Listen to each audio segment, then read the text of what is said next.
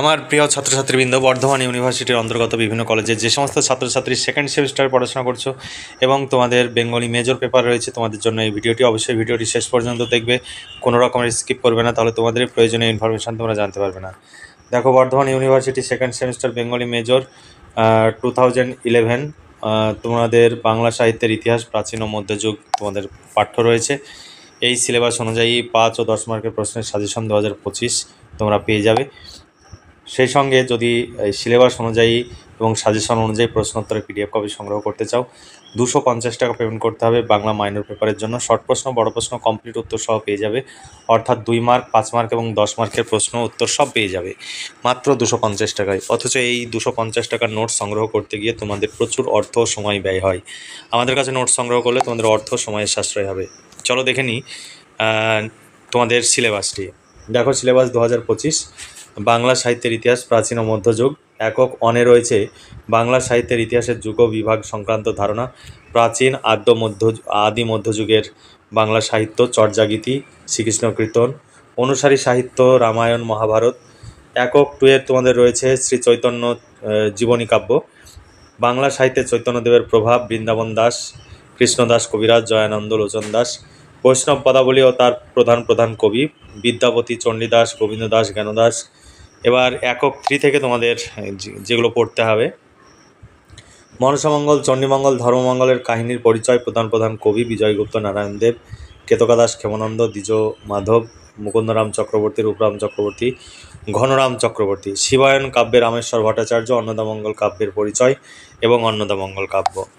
এরপরে একক 4-এ তোমাদের রয়েছে প্রণয় উপাখ্যান, আলাওল, দৌলত কাজী, নাথ ধর্ম সাহিত্যের সংক্ষিপ্ত পরিচয়, ময়মনসিংহ গীতিকা, শক্তি সাধনা, শাক্ত সাহিত্য, রামপ্রসাদ সেন, কমলাকান্ত, বাউল গান সম্পর্কিত ধারণা, লালন ফকির।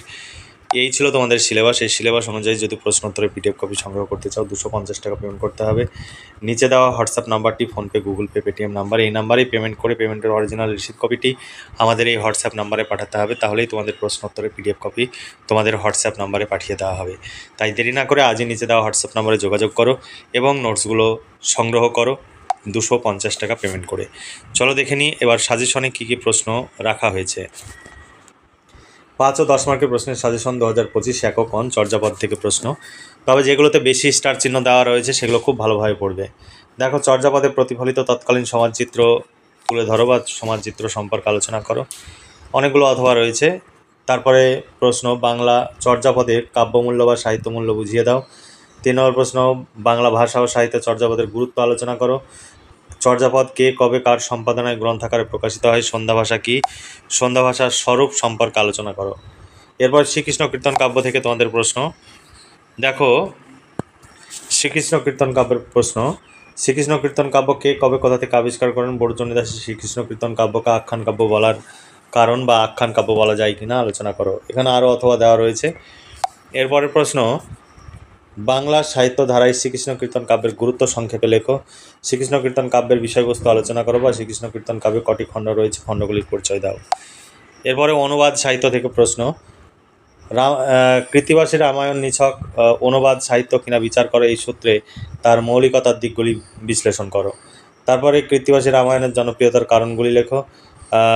মহাভারতের শ্রেষ্ঠ অনুবাদককে, তার কই প্রতিভার দিকগুলি আলোচনা করো।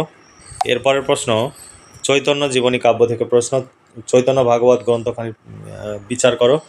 তারপরে অথবা বাংলা ভাষায় রচিত প্রথম চৈতন্য জীবনী কাব্যটির নাম লিখে তার গুরুত্ব বিচার করো। তা এরপরে প্রশ্ন, মধ্যযুগে রচিত চৈতন্য জীবনী সাহিত্যের পরিচয় দাও। কোন কাব্যকে তুমি শ্রেষ্ঠ মনে করো তা যুক্তিসহ আলোচনা করো। এখানে অনেকগুলো অথবা দেওয়া রয়েছে। এরপরের প্রশ্ন, বৈষ্ণব সাহিত্য থেকে প্রশ্ন, প্রাক চৈতন্য যুগের একজন বৈষ্ণব কবি প্রতিভা সম্পর্কে আলোচনা করো বা বৈষ্ণব পদ সাহিত্যে চণ্ডীদাসের অবদান সম্পর্কে আলোচনা করো। বিদ্যাপতি ও চণ্ডীদাসের তুলনামূলক আলোচনা করো। বাংলা সাহিত্যের ইতিহাসে বিদ্যাপতিকে অন্তর্ভুক্ত করা হয় কেন, তোমার মতামত দাও। এরপরের প্রশ্ন, বৈষ্ণব পদকর্তা হিসেবে জ্ঞানদাসের কৃতিত্ব বিচার করো। বৈষ্ণব পদকর্তা হিসাবে গোবিন্দ দাসের কৃতিত্ব বিচার করো। 3 নম্বর ইউনিট, মনসামঙ্গল কাব্য থেকে প্রশ্ন, মনসামঙ্গল কাব্যের উদ্ভব বিকাশ সম্পর্কে আলোচনা করো অথবা মনসামঙ্গল কাব্যের নামকরণ কি, মনসামঙ্গল কাব্যের সামাজিক বৈশিষ্ট্যগুলি সামাজিক কারণ ও বৈশিষ্ট্যগুলি লেখো। এখানে আরও অথবা দেওয়া রয়েছে। মনসামঙ্গল কাব্যের অন্যতম শ্রেষ্ঠ কবি কাব্য প্রতিভা সম্পর্কে আলোচনা করো। এরপরের প্রশ্ন, মনসামঙ্গল কাব্যের বিজয়গুপ্ত নারায়ণ দেবের মধ্যে তুলনামূলক আলোচনা করো। মনসামঙ্গল কাব্যের নারায়ণ দেবের কবি প্রতিভার বিচার করো। মনসামঙ্গল কাব্যে কেতকাদাস ক্ষেমানন্দের অবদান আলোচনা করো। এরপরে চণ্ডীমঙ্গল কাব্য থেকে প্রশ্ন, চণ্ডীমঙ্গল কাব্য রচনায় কবি মুকুন্দরাম চক্রবর্তীর কবি প্রতিভার পরিচয় দাও। এখানে অনেকগুলো অথবা দেওয়া রয়েছে, সমস্ত অথবা প্রশ্নের উত্তর আমাদের রেডি আছে। তোমরা চাইলে নিচে দেওয়া হোয়াটসঅ্যাপ নম্বরে যোগাযোগ করে 250 টাকা পেমেন্ট করে বাংলা মেজরের নোটস সংগ্রহ করতে পারো। এছাড়া ইতিহাস, রাষ্ট্রবিজ্ঞান, এডুকেশন, দর্শন সমস্ত বিষয়ের নোটস পেয়ে যাবে।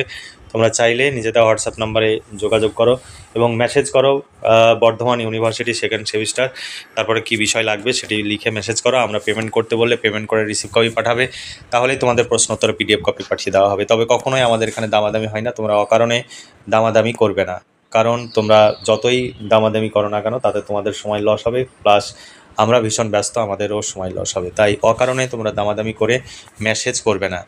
তোমার প্রয়োজন হলে তোমাদের 250 টাকা পেমেন্ট করেই নোট সংগ্রহ করতে হবে।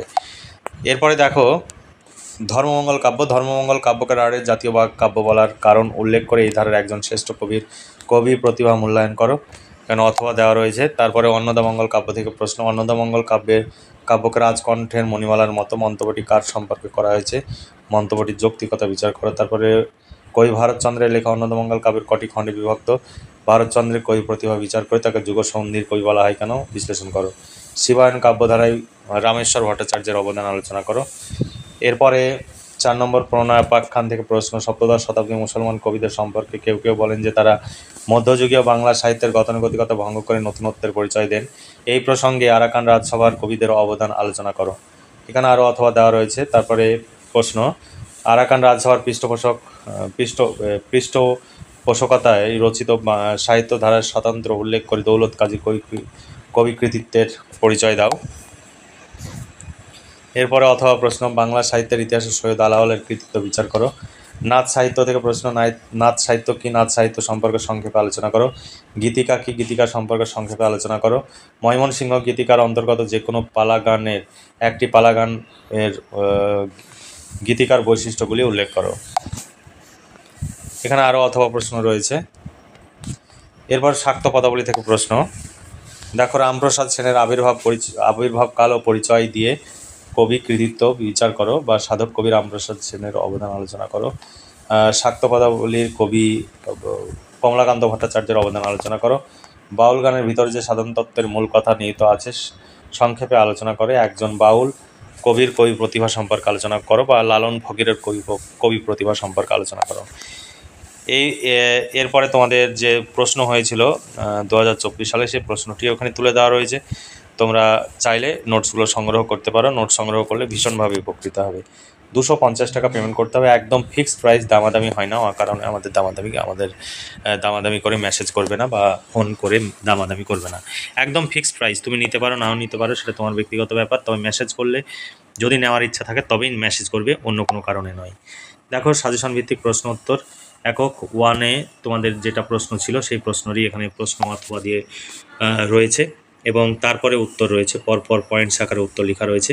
এর বাইরে তোমাদের কিছু পড়তে হয় না, পরীক্ষায় 100% কমন পাবে। কারণ তোমরা হোয়াটসঅ্যাপে অনেকে ডেমো দেখতে চাও, হোয়াটসঅ্যাপে আমাদের ডেমো দেখানো সম্ভব নয়, অত সময় আমাদের নেই। তোমরা যদি নোটস সংগ্রহ করতে চাও, এখানে ভিডিওটি সম্পূর্ণ দেখে তোমাদের ভালো লাগলে নোটস সংগ্রহ করবে। আর পুরোপুরি তৈরি করা নোটস আমাদের অভিজ্ঞ শিক্ষক মণ্ডলী এবং এক্সপার্টদের দ্বারা এই নোটস তৈরি হয়। আমাদের কাছে বিভিন্ন টিউশন টিচার এবং যারা টিউশন পড়ায় তারা আমাদের কাছ থেকে নোটস সংগ্রহ করে। তাই আমরা যেহেতু স্টুডেন্টের জন্য কাজ করি, কিন্তু টিচাররা নোটস আমাদের কাছ থেকে সংগ্রহ করছে, তাদেরও আমাদের দিতে হয়। তাই তোমরা যদি আমাদের কাছে নোটস সংগ্রহ করো, তোমাদের টিউশন পড়ার কোনো প্রয়োজন হবে না, তোমরা ভীষণভাবে উপকৃত হতে পারবে। তাহলে আজকে এই পর্যন্তই। তোমরা ভালো থেকো, সুস্থ থেকো এবং খুব ভালোভাবে পড়াশোনা করে পরীক্ষার প্রস্তুতি নাও। এই শুভকামনা জানিয়ে আজকের ভিডিওটি এখানে সমাপ্তি ঘোষণা করছি।